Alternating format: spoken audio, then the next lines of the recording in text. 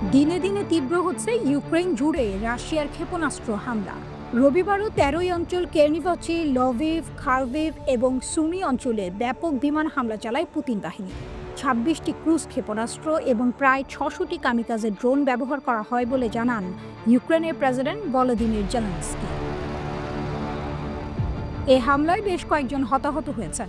ইউক্রেনের প্রতিরক্ষা বিভাগের দাবি, অধিকাংশ রুশ ড্রোন ও মিসাইল তারা প্রতিহত করতে সক্ষম হয়েছে। একই দিনে দোনেস্ক অঞ্চলের মাইরনে গ্রাম দখলের দাবি করেছে রুশ প্রতিরক্ষা মন্ত্রণালয়। এলাকাটি নিপ্রোপেট্রোভস্ক সীমান্তে অবস্থিত। মস্কো জানায়, শত্রুপক্ষের প্রতিরক্ষা ভেদ করেই অঞ্চলটি নিয়ন্ত্রণে আনা হয়। একই সঙ্গে আরও ৬টি অঞ্চলে অভিযান অব্যাহত রেখেছে রুশ বাহিনী। সপ্তাহ জুড়ে চলা হামলার মধ্যেই একটি বড় কূটনৈতিক সিদ্ধান্তে পৌঁছেছে মস্কো। ২০২২ সালের জুলাইয়ে জাতিসংঘের সঙ্গে স্বাক্ষরিত কৃষি পণ্য রফতানি বিষয়ক চুক্তি তারা আর নবায়ন করবে না। পশ্চিমা দেশগুলোর বিমা, পেমেন্ট ও লজিস্টিক বাধার কারণে এই চুক্তির ৫টি মৌলিক লক্ষ্য পূরণ হয়নি বলে অভিযোগ করেছে মস্কো।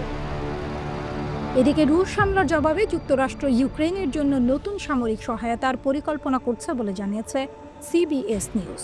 ট্রাম্প প্রশাসন $৩৫০ কোটি পুরনো বাজেট থেকে এই সহায়তা অনুমোদন করতে পারে বলে জানা গেছে।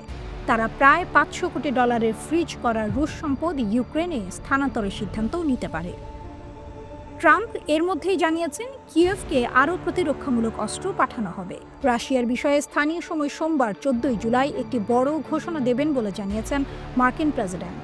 এ নিয়ে উত্তেজনা বাড়ছে মস্কোতেও।